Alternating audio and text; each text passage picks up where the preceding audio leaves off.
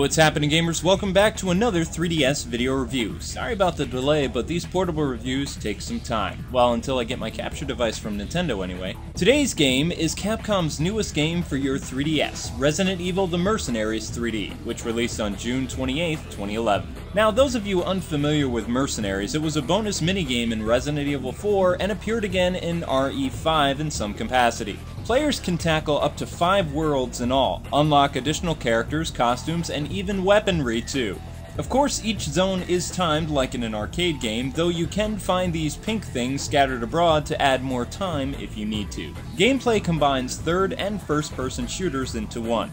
Players move your hero with the circle pad, aim with the R button, and fire by tapping the Y button. When the enemy is weak, you can use a melee attack to strike them, and when they're on the ground, you can use a finisher too. Brand new to the series is a skill list where you can kind of level up your character just a little bit, strafing to avoid zombies, plus shooting and reloading while moving around. Though your character moves like a tank still, which isn't always the best considering the pacing of the game. Your inventory is displayed on the bottom screen, and you can use the touch features or press the control pad to change weaponry. To use health, you press the A button. So, what didn't I like about this game? Where do I begin? Well, let's get this out of the way first, shall we? Even though many locales from the greatest game in the series, RE4, are in this game, Leon S. Kennedy isn't in it at all. Now, I know the producer of this game joked about Leon's absence because of the new Raccoon City game for the PS3 and 360 coming out, though he hinted that Leon could appear as downloadable content.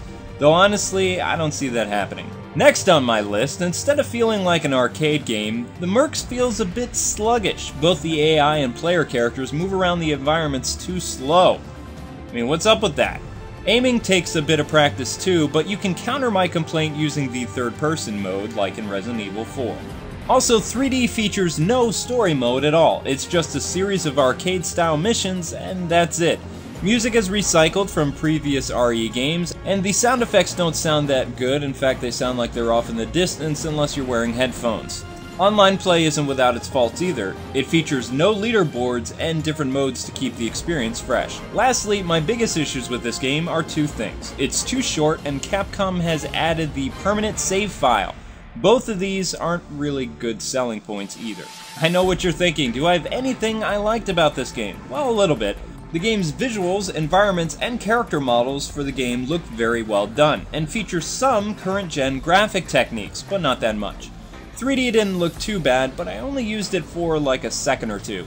It didn't make the game look any better, if that's what you're wondering. The duo mode for this game is much better than Resident Evil 5 though. Players can actually heal one another just by standing near them, the shared combo meter was a nice touch too, and the gameplay got very addicting. Once you adjust to the control scheme, that is, it's pretty fun to shoot wave after wave of zombies with a friend. Plus, you just gotta love the finisher moves. I have to say that the addition of moving while firing made this game a little bit better too, but the characters in the game itself is just way too slow for my taste. Also, solo play just gets stale after a while, so if you're gonna buy this game, only do it for the online play. So bottom line, Resident Evil The Mercenaries 3D isn't really worth your time.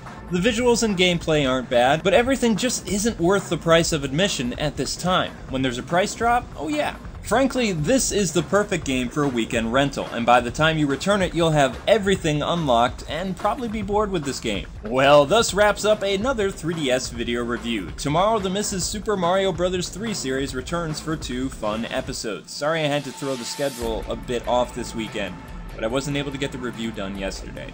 Anyway, thanks so much for taking the time to watch this review today, and until we meet again, gamers, God bless and happy gaming.